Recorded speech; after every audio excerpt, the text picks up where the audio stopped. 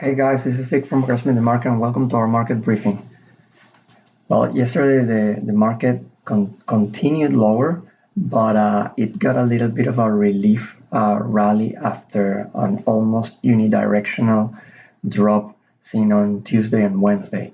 The gap around the 100-day moving average and below 2940 is still in place.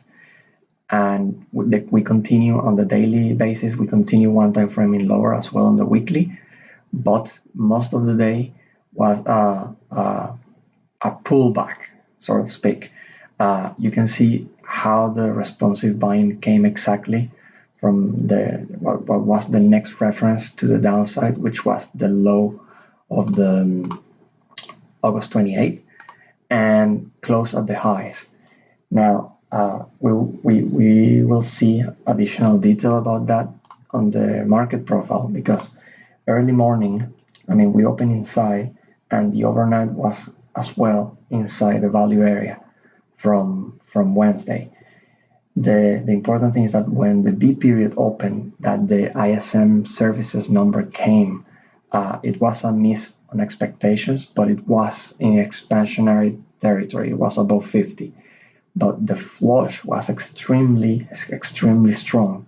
But notice how the responsive buying came exactly almost two handles from that key reference, and that's an important, because the way this behaved, B almost went back inside the A period, and then C only tried to pull out and then push back in.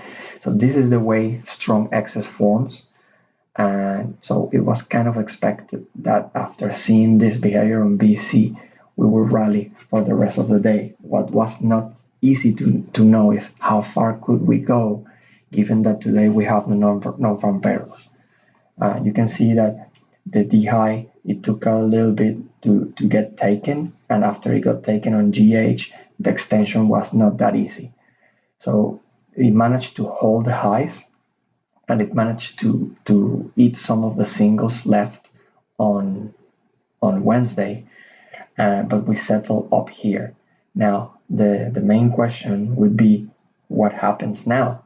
I would have imagined that not a lot of people would have held positions into the non-farm payroll, but what happens here is that we settle up here and the overnight is somewhere around here. I don't have it in the chart at the moment.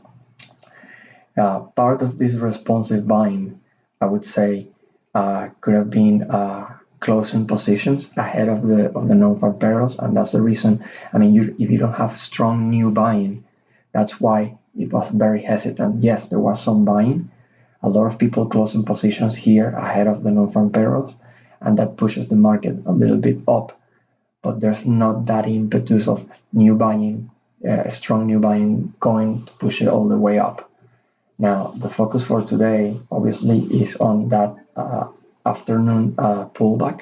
If you get acceptance below that, that means that there is change, and there's it increases the odds that the market will attempt to find balance within. Because remember that this excess still stays in place. It's a long way to erase it.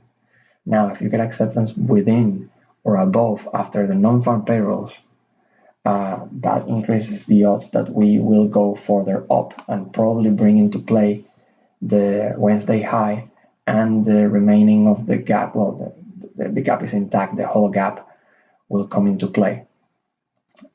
What could happen? Well, based on the reaction that the market had on both ISM figures, which are basically signaling that the economy is not that strong, it could be a bit of a bad news is good news, because if the non-farm payrolls is really weak, the market, the initial reaction probably will be negative, but that's my personal opinion. It could be the case that the market will start interpreting that everything is really not that good, so the Fed should do something, and they may start pricing in a Fed, a bigger cut or an imminent cut or stuff like that, and the market could rally.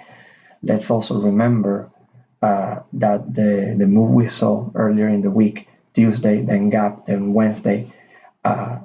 It could have gotten the market a little bit short. Yesterday we had some correction of that, but normally when a strong directional move happens and you have the correction, if there's nothing else to the upside in this case, the move could remove. So it could be the case that we move a little bit further down, at least probe again that 53 area and maybe the 200-day moving average, which I know is sitting somewhere around the 2850, 2840 area before we finally say, okay, we're done to the downside, let's go up.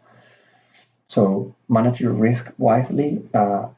Normally, what I like to do is I don't like to trade the non-farm payrolls on the spot, especially because it's outside regular trading hours, unless it is an extreme figure. Like if you get a non-farm payrolls of 20,000, 50,000, something that is really, really, really an outlier, that could create a strong reaction and maybe you just can't go with it.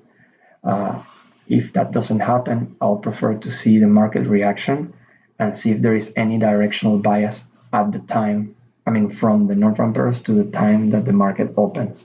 Because normally, if there is, and that directional bias holds till regular trading hours, that's normally the direction that you will see, or at least the initial direction that you will see the market attempting. So keep your risk tight. Anything can happen. Remember that we are still react to trade news, and there are some talks scheduled for October. So anything can happen. So be wise, manage your risk, and trade well.